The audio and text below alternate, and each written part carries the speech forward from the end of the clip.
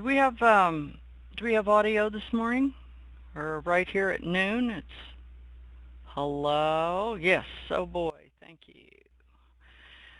Yes, it's always nice to sit here and not be talking to myself for 5 minutes.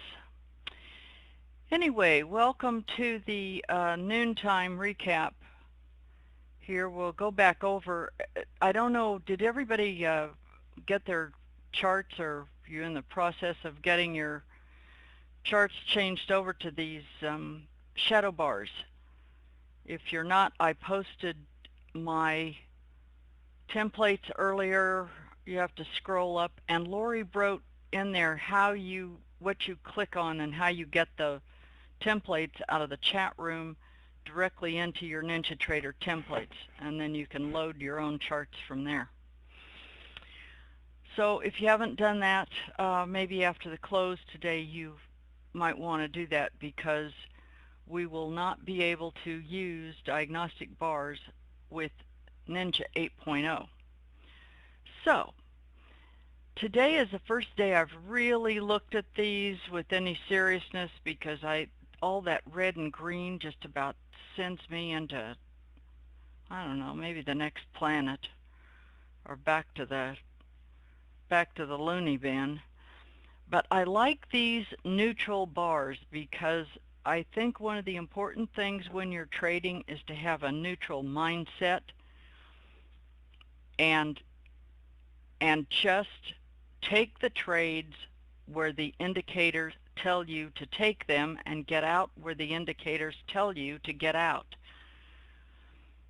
If you have a different mindset, if you're already convinced it's going to go up, you will keep trying to make trades going up, and that's when you're likely to get burned.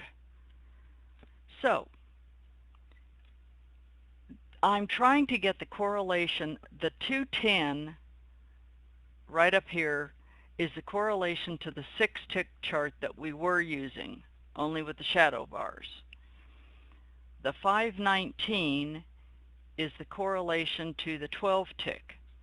So these two charts should be as close as we're going to get to what we had. The challenge right now is to figure out what these new bars look like, and I spent quite a little bit of time this morning trying to figure that out, because they're not the same, and the more I look at them, the better I like them, because I like these little, I don't know what to call these little things in here, but they look like upside down wine glasses to me. And some of them have tall stems, like right here. This is what Lori calls a sling, but that's a pretty powerful signal coming off of this X at the bottom of this institutional zone, and then when it puts this tall stemmed wick champagne glass in here, you can safely take this with the trade from the bottom of this. Then you have to ask yourself, am I willing to sit through the possibility that it may not clear all of these busy streets in here? You've got the high of yesterday.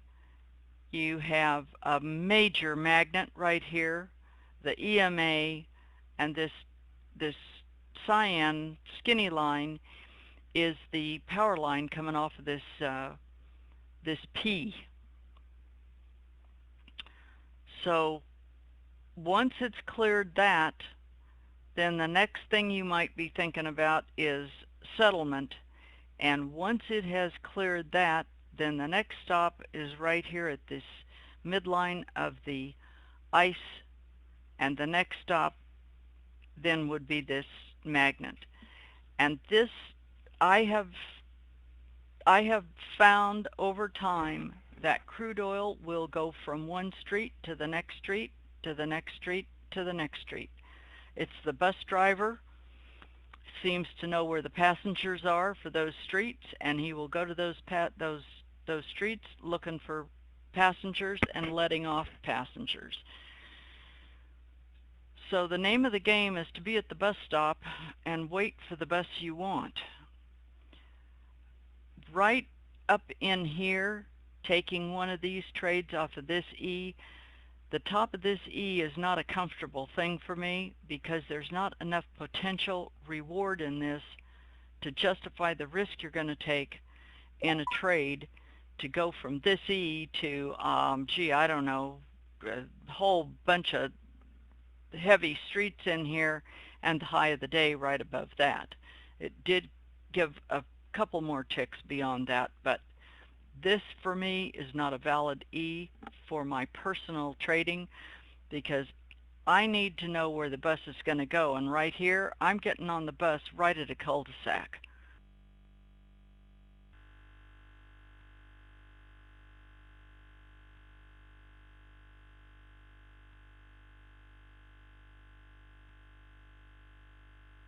And bonds are in a real hover chop mode.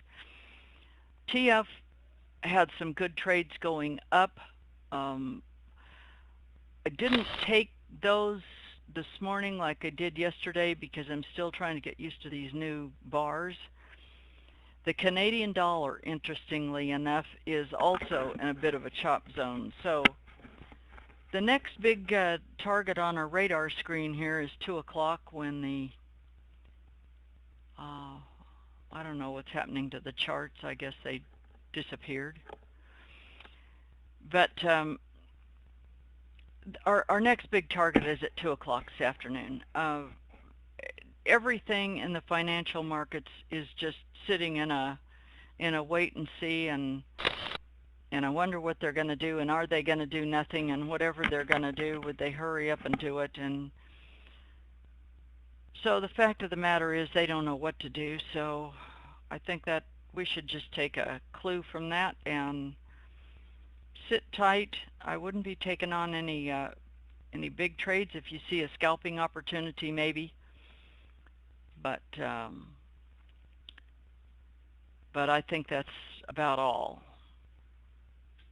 So I will see you at 2:30. We'll see if and what may have happened by then. There is a press conference at 2:30 with FOMAC, and I believe that Daryl is going to do a webinar at 2:30, which I would expect he's going to get started maybe a few minutes late because of the FOMAC today. But that's always well worth seeing what Daryl has come up with. So